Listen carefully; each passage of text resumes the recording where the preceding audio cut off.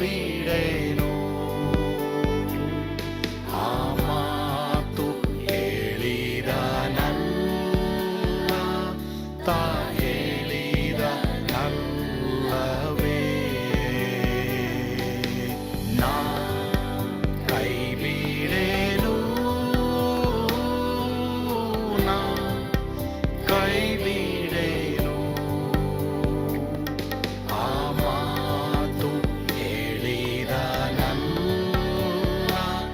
ತಾ ಹೇಳಿದನಲ್ಲವೇ.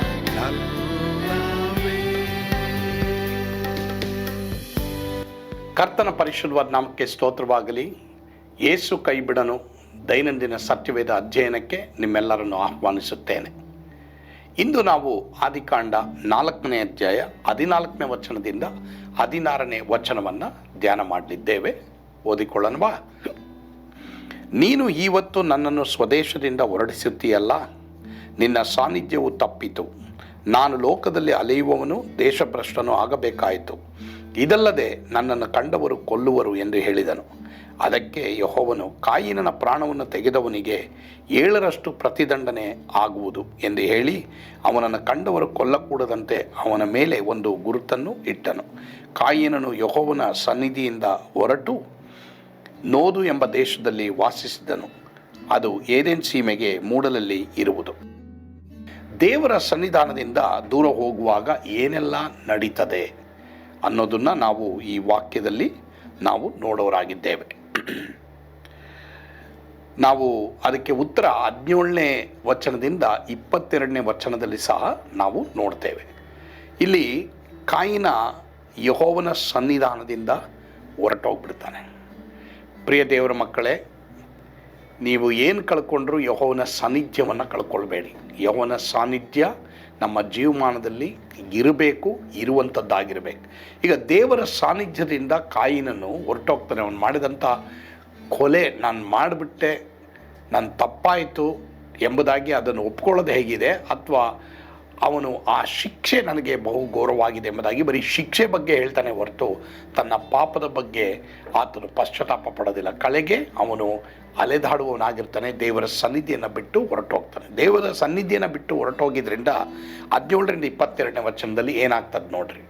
ಕಾಯಿನನು ತನ್ನ ಹೆಂಡತಿಯನ್ನು ಕೂಡಲು ಅವಳು ಗರ್ಭಿಣಿಯಾಗಿ ಹನೋಕನನ್ನು ಎತ್ತಳು. ಇದಲ್ಲದೆ ಕಾಯಿನನು ಒಂದು ಊರನ್ನು ಕಟ್ಟಿ ಅದಕ್ಕೆ ಹನೋಕ ಎಂದು ತನ್ನ ಮಗನ ಹೆಸರನ್ನಿಟ್ಟನು.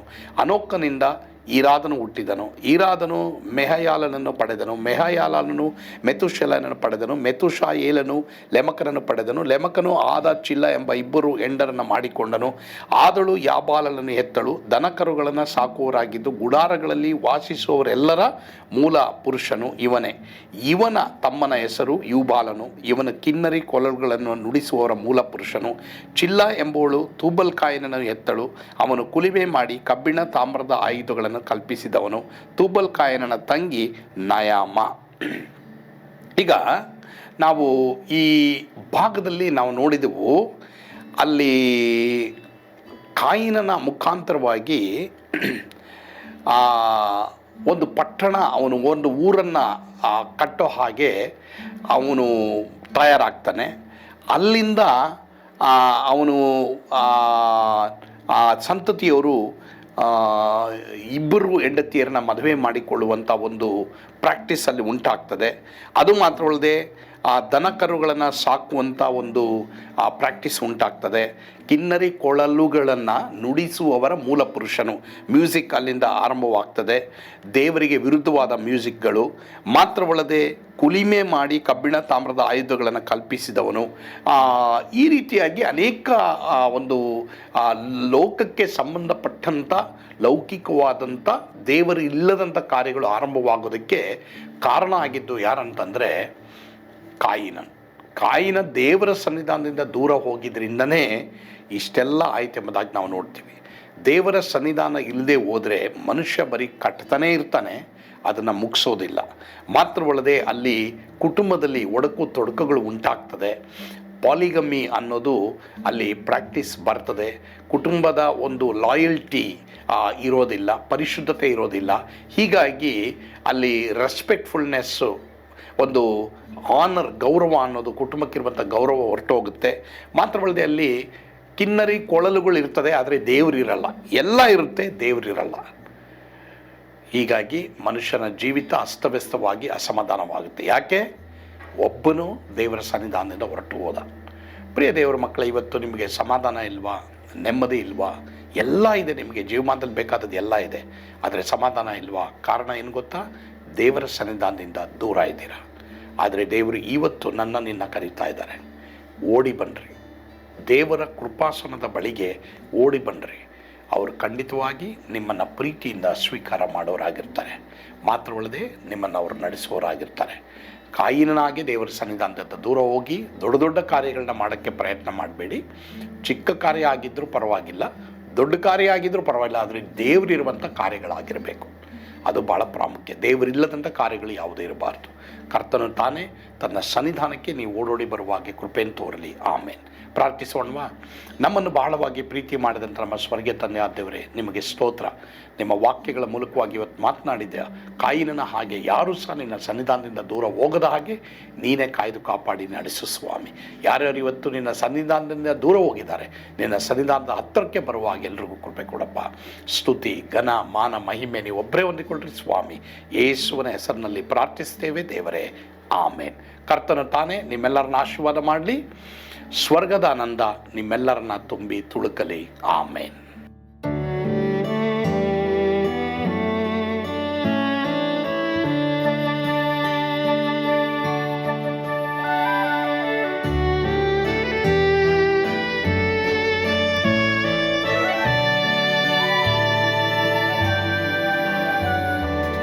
ಓ ಎಂಥ ಅದ್ಭುತವಾದ ದಿನ, ನಾನೆಂದಿಗೂ ಮರೆಯೇನು. ಪಾಪಂಧಕಾರದೊಳ್ ಅಲೆದೇನ, ರಕ್ಷಕನ ಕಂಡೇನು. ಕೋಮಲ ಕರುಣೆಯುಳ್ಳ ಯೇಸು ಎನ್ ಕೊರತೆ ನೀಗಿದ. ಕತ್ತಲೆ ಹೋಯಿತು, ಜ್ಯೋತಿಯು ಮೂಡಿತು, ನಾನೀಗ ಧನ್ಯನಾದೆ. ಸ್ವರ್ಗದ ನಂದ ಎನ್ನಾತ್ಮ ತುಂಬಿತು, ಶಿಲುಬೆನಾಗ ಎನ್ ಸ್ವಸ್ಥ ಕೈದನು.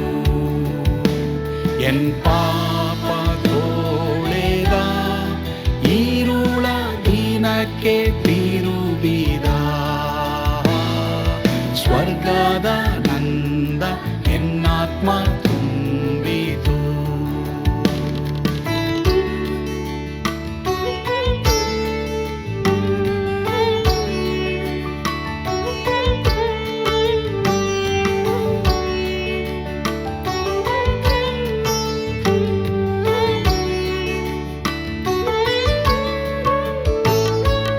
ಆತ್ಮನ ನೂತನ ಜನ್ಮದಿಂದ ದೇವಪುತ್ರನಾದೇನು.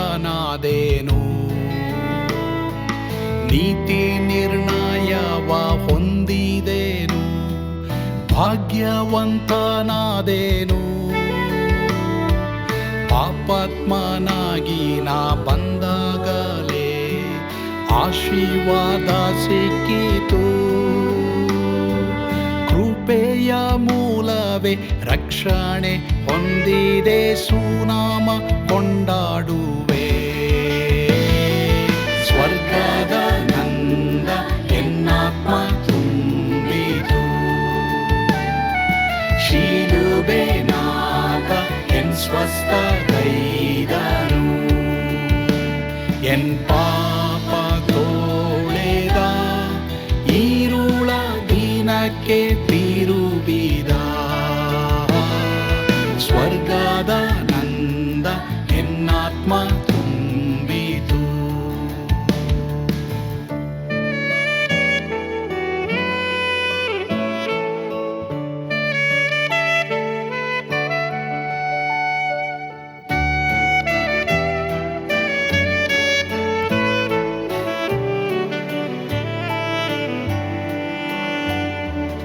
ಅನಂತ ನಿರೀಕ್ಷೆ ಏನಾಗಿದೆ, ಕಾಲವು ತೀರಲಾಗಿ ಸ್ವರ್ಗದ ಭವ್ಯ ಬಿಡಾರದಲ್ಲಿ ನಿತ್ಯವಾಗಿ ಇರುವೆ. ಶಿಲುಬೆ ನನಗೆ ಆಶ್ರಯವೇ, ನಂಬಿಕೆಗಾಧಾರವೇ. ನಿತ್ಯ ಐಶ್ವರ್ಯವ ದಿವ್ಯಾಶೀರ್ವಾದವ ಕರ್ತ ಇವನೇ ನಗೆ. ಸ್ವರ್ಗದ